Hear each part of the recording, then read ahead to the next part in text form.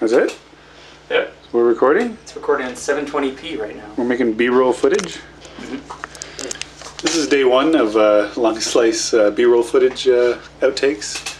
I'm here in Longslice HQ with Jimmy and John. Hey.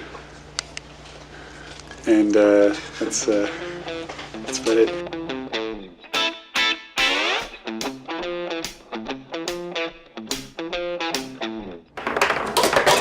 Ooh, the Jimmy goal.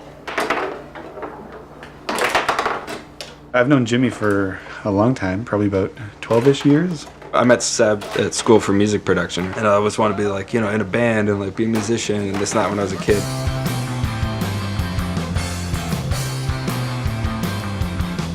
Going forward, I kind of fell into like a job. I was working all the time. I didn't do the band, I didn't do art. And I started making beer. Jimmy was doing more and more like homebrewing stuff. John was doing a bunch of stuff in Korea as well. I didn't know what to do with my life, so I decided to take a year or two off, figure out what I wanted to do. So I moved to Korea to teach English. I was involved with the brewing community over in Korea. The house that they put me in had a spare room, so I had spare room brewery going.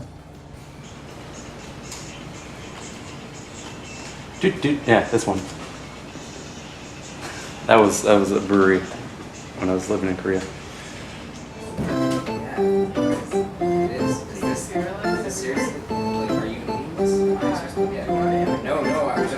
I saw Jimmy's dedication and like passion for brewing.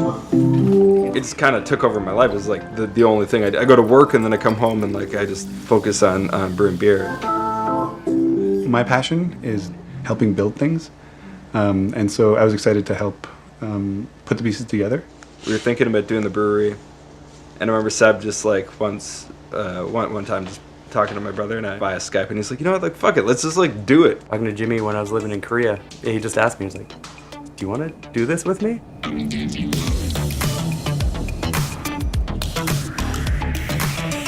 We knew right off the bat, we're not going to start or like build our own brick and mortar brewery.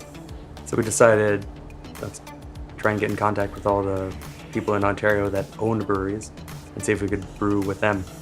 Literally, we split up all the breweries in Ontario, the brick and mortar people like that could contract for us. And so John took like, A through J or whatever, and like whatever, we split it up like that way.